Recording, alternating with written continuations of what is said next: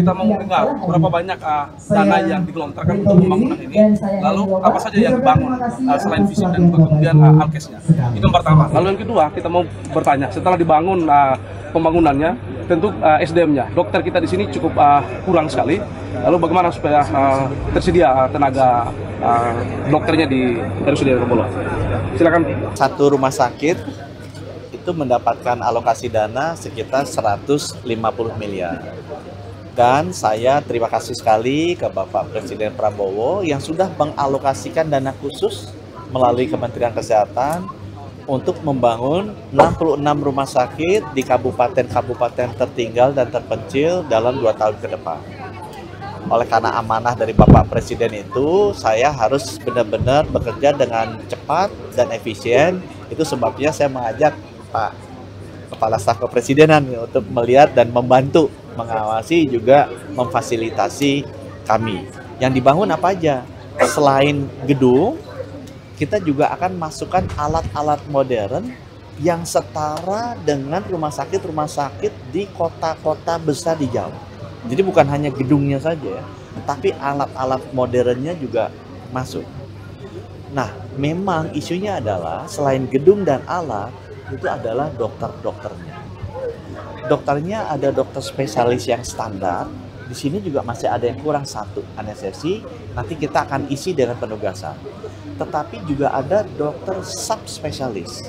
Karena alat-alat modern ini khususnya untuk penanganan penyakit-penyakit yang banyak kematiannya seperti jantung, stroke, sama kanker yang selama ini harus dirujuk ke ibu kota provinsi biasanya, ke Kupang. Itu kan sekarang kita mau turunkan kalau bisa dilayani di 514 kabupaten kota. Ini nggak ada.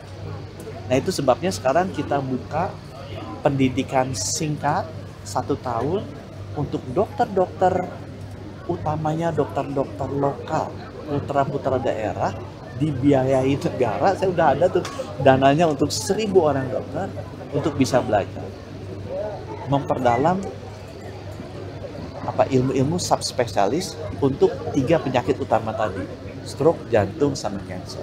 Kita juga mengamati tempat pendidikannya kurang, jadi bangku sekolahnya di Indonesia pun kurang. Kita sampai cari ke luar negeri. Pak Presiden sendiri udah membantu tuh sampai ke India, beliau ketemu Modi minta khusus. Jadi saya berterima kasih Bapak Presiden tuh concern sekali dengan kita untuk mendapatkan tempat, kita kirim orang-orang kita ke sana, biaya pemerintah juga, dan diharapkan dalam 1 tahun mereka bisa kembali untuk melayani kesehatan masyarakat dan menyelamatkan ratusan ribu nyawa.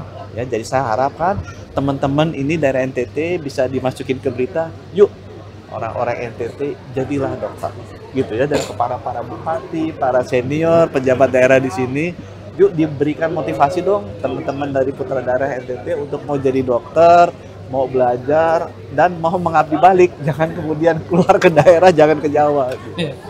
Ya, dokter. Yang pertama, Dokter izin Pak Dokter, saya Jerry dari RRI. Di Sumba ini kita tahu bahwa peningkatan DBD tiap tahun itu masih kencang di Sumba. Apa peningkatannya Pak untuk kedepannya melalui beberapa fasilitas pembangunan di rumah sakit yang ada di Sumba Pak? Nah, DBD ini setiap kali pergantian musim itu selalu naik. Nah, semua penyakit itu pencegahan jauh lebih baik daripada pengobatan. Seperti yang saya tadi bilang, kan, kalau bisa kita jaga tetap sehat, jangan mengobati sampai keburu sakit. Pencegahan DBD yang paling bagus dijaga adalah sumbernya. Jadi nyamuknya itu dijaga, jangan sampai ada genangan. Ya, kalau ada genangan dikasih serbuk abatenya, itu bisa minta di puskesmas. Kemudian nyamuk ini keluarnya tuh bukan malam, ya.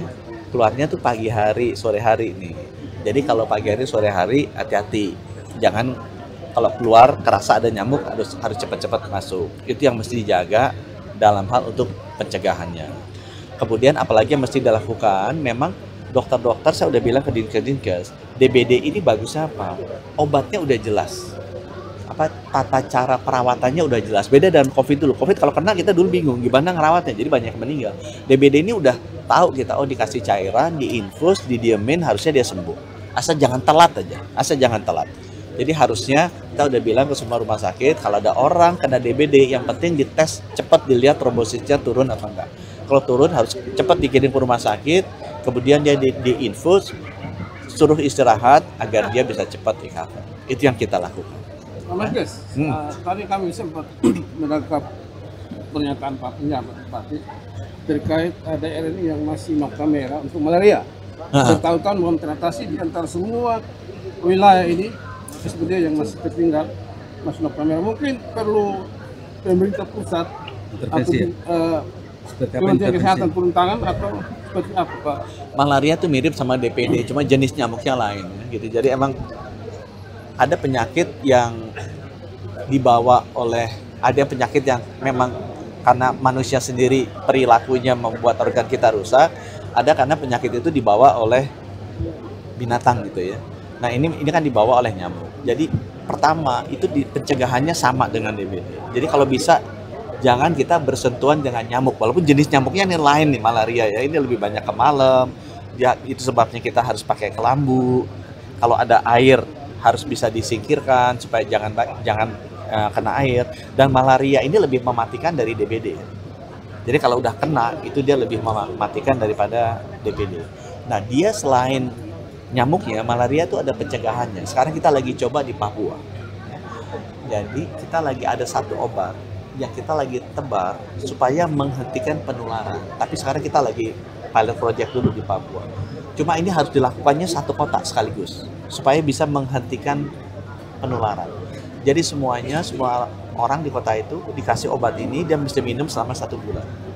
Obat ini kayak vaksin lah, mirip kayak vaksin. Jadi menghentikan penularan. Tapi harus serentak dikirim.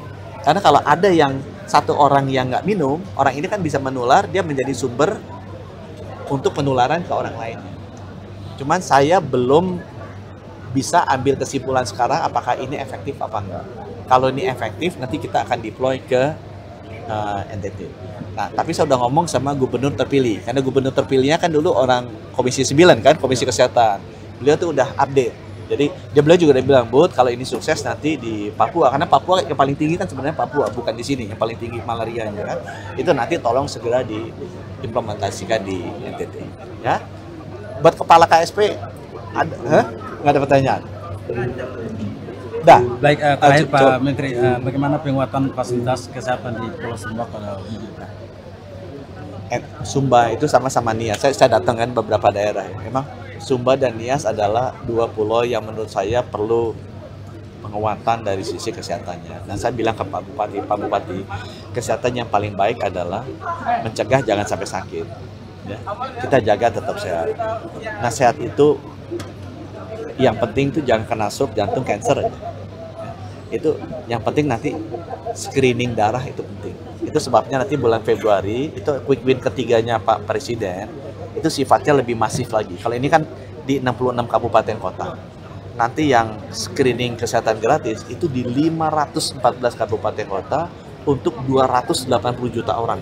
Ini program Bapak Presiden yang menurut saya paling masif jangkauannya. 280 juta orang akan menjadi target program ini.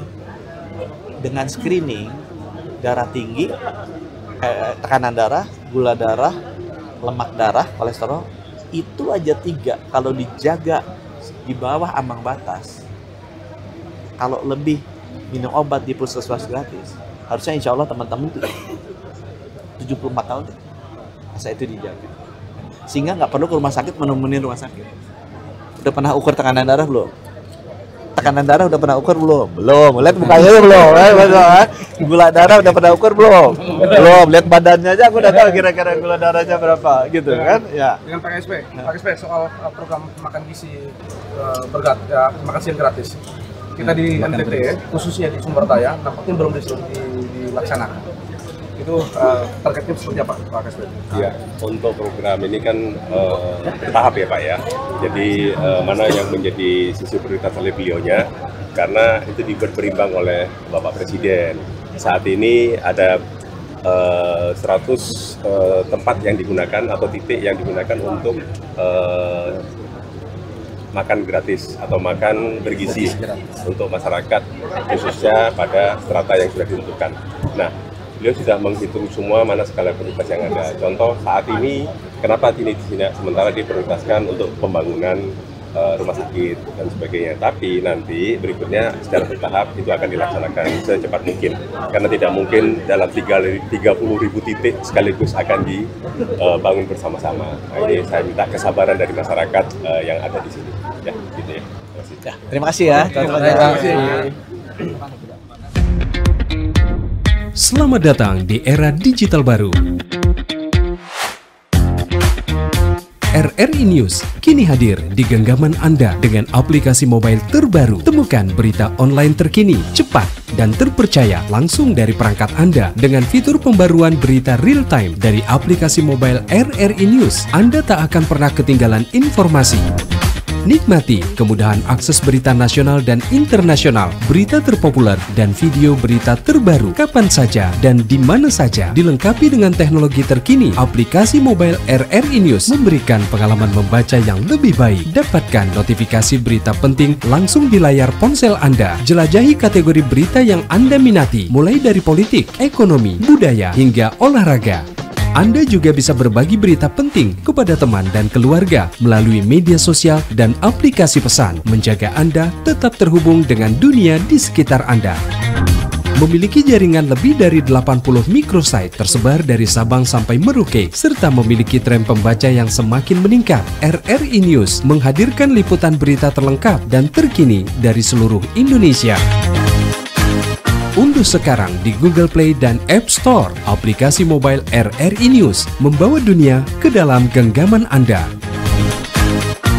Aplikasi mobile RRI News, berita terkini dan terpercaya dalam genggaman Anda.